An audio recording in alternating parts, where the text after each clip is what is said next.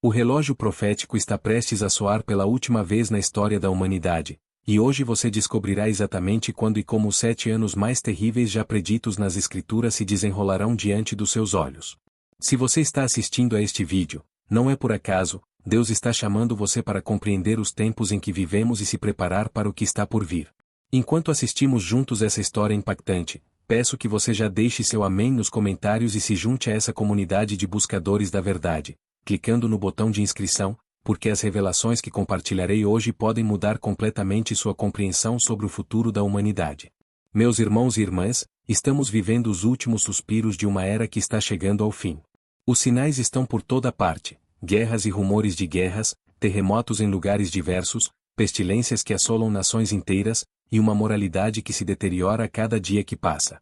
Mas o que muitos não compreendem é que existe um cronograma divino, meticulosamente detalhado nas Sagradas Escrituras, que revela exatamente como os próximos 7 anos se desenrolarão.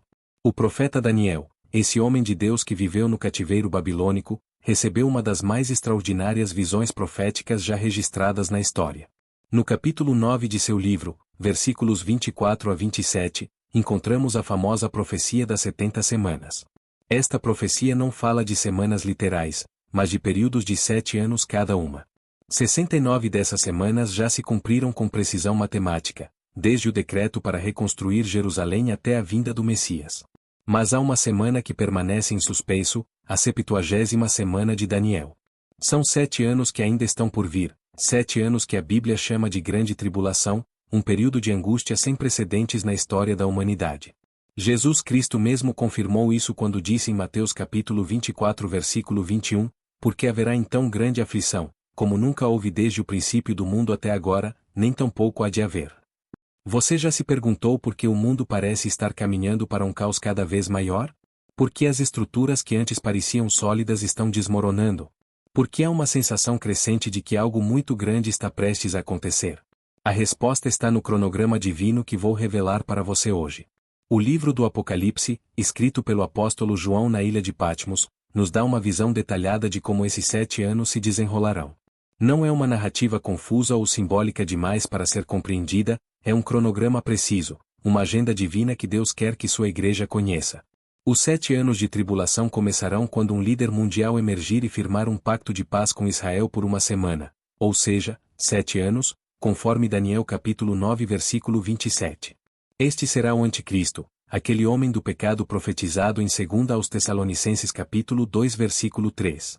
O mundo inteiro o aclamará como o grande pacificador, aquele que finalmente trouxe segurança ao Oriente Médio. Mas essa paz será uma ilusão mortal. Na metade desses 7 anos, exatamente 3 anos e meio depois, esse mesmo líder romperá o pacto e se revelará como o maior inimigo de Deus e de seu povo que a terra já conheceu. Ele se assentará no templo que será reconstruído em Jerusalém e se proclamará Deus, exigindo a adoração de todos os habitantes da terra. Observe como os eventos atuais estão preparando o cenário para essas profecias. Israel voltou à sua terra em 1948, exatamente como profetizado. Jerusalém foi reconquistada em 1967. Hoje vemos planos concretos para a reconstrução do terceiro templo. A tecnologia necessária para a marca da besta, descrita em Apocalipse capítulo 13 versículos 16 a 18, já existe, sistemas digitais capazes de controlar todas as transações comerciais do planeta. Os primeiros 3 anos e meio da tribulação serão marcados pelo que a Bíblia chama de princípio das dores. Jesus comparou esse período às dores de parto em Mateus capítulo 24 versículo 8. Haverá um falso período de paz, mas por baixo da superfície, as forças do mal estarão se organizando para o confronto final. Durante esse tempo, Deus levantará 2 testemunhas poderosas em Jerusalém, conforme Apocalipse capítulo 11 versículos 3 a 12. Estes 2 servos de Deus pregarão por 1260 dias, exatamente 3 anos e meio, com um poder sobrenatural que lembrará os milagres de Moisés e Elias. Eles terão autoridade para fechar o céu para que não chova, transformar águas em sangue e ferir a terra com toda sorte de pragas. Mas quando completarem seu testemunho, a besta que sobe do abismo os vencerá e os matará. Seus corpos ficarão expostos nas ruas de Jerusalém por 3 dias e meio, enquanto o mundo inteiro celebrará sua morte, enviando presentes uns aos outros como se fosse uma festa macabra. Mas no terceiro dia, o fôlego de vida de Deus entrará neles, eles ressuscitarão e subirão ao céu em uma nuvem, diante dos olhos de seus inimigos. É precisamente neste momento que chegamos à metade dos 7 anos, e tudo mudará drasticamente. O anticristo romperá seu pacto com Israel e iniciará a mais feroz perseguição contra o povo judeu desde o Holocausto. Jesus chamou este período de grande tribulação e disse que se aqueles dias não fossem abreviados, nenhuma carne se salvaria. Os últimos 3 anos e meio serão marcados pelo derramamento das 7 taças da ira de Deus, descritas em Apocalipse capítulos 15 e 16. Úlceras malignas e dolorosas sobre aqueles que têm a marca da besta. Os mares se tornarão como sangue de morto. Os rios e fontes de água se transformarão em sangue. O sol queimará os homens com fogo. Trevas cobrirão o reino da besta.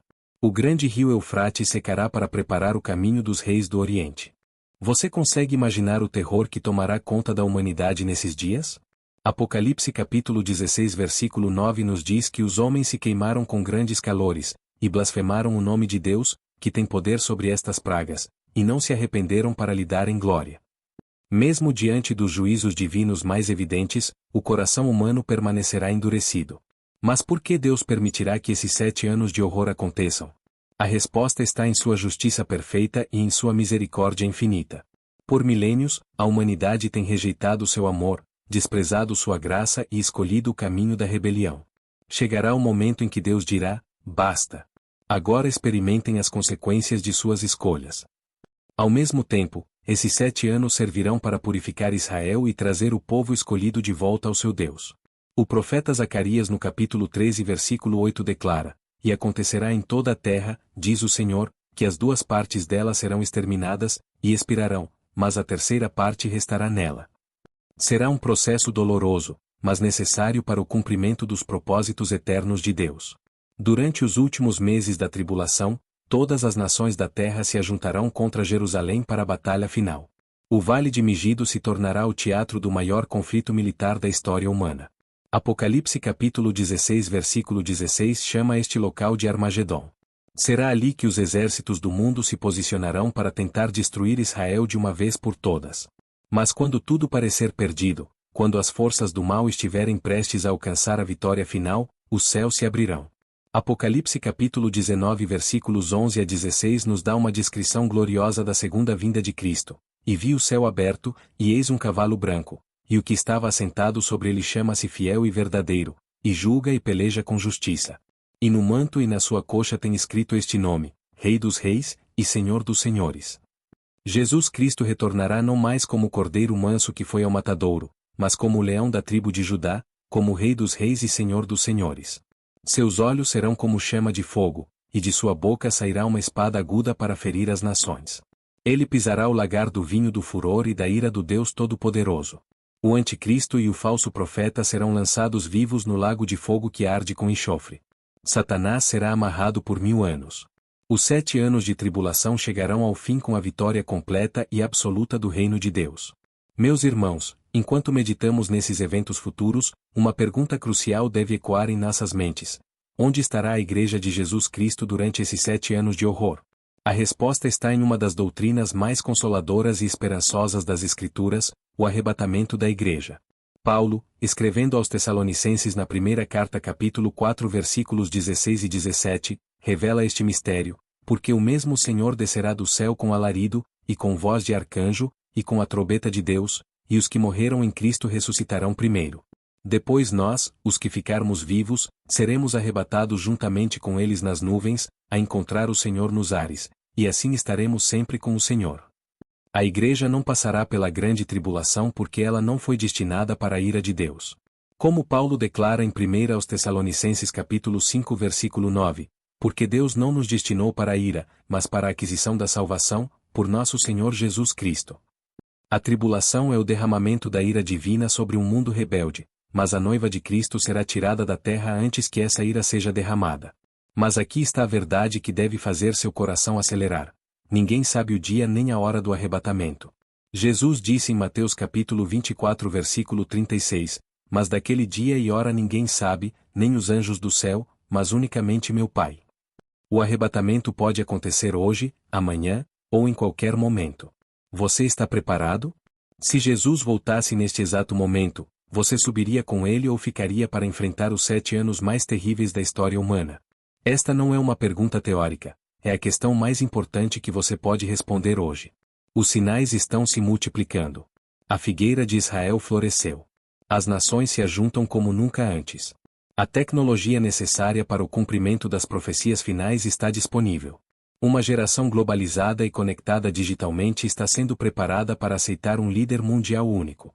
O palco está montado, os atores estão em posição, e o diretor está prestes a dar a última deixa. Não podemos determinar datas específicas, mas podemos discernir os tempos. Jesus repreendeu os fariseus em Mateus capítulo 16 versículo 3, dizendo: Sabeis discernir a face do céu, e não conheceis os sinais dos tempos. Hoje, mais do que nunca, precisamos ser uma geração que conhece os sinais dos tempos. Os 7 anos de tribulação que estudamos não são ficção científica nem fantasia apocalíptica, são a profecia mais detalhada e precisa já registrada na história humana. Deus, em sua misericórdia infinita, nos revelou antecipadamente o que está por vir para que possamos nos preparar e avisar outros. Cada dia que passa nos aproxima mais desse momento decisivo. Cada noticiário confirma que os eventos preditos nas Escrituras estão se alinhando perfeitamente. Cada crise global nos lembra que este mundo não é nossa pátria definitiva e que há um reino eterno que nos aguarda. A pergunta que ecoa através dos séculos, desde os tempos apostólicos até hoje, permanece a mesma: que devo fazer para me salvar?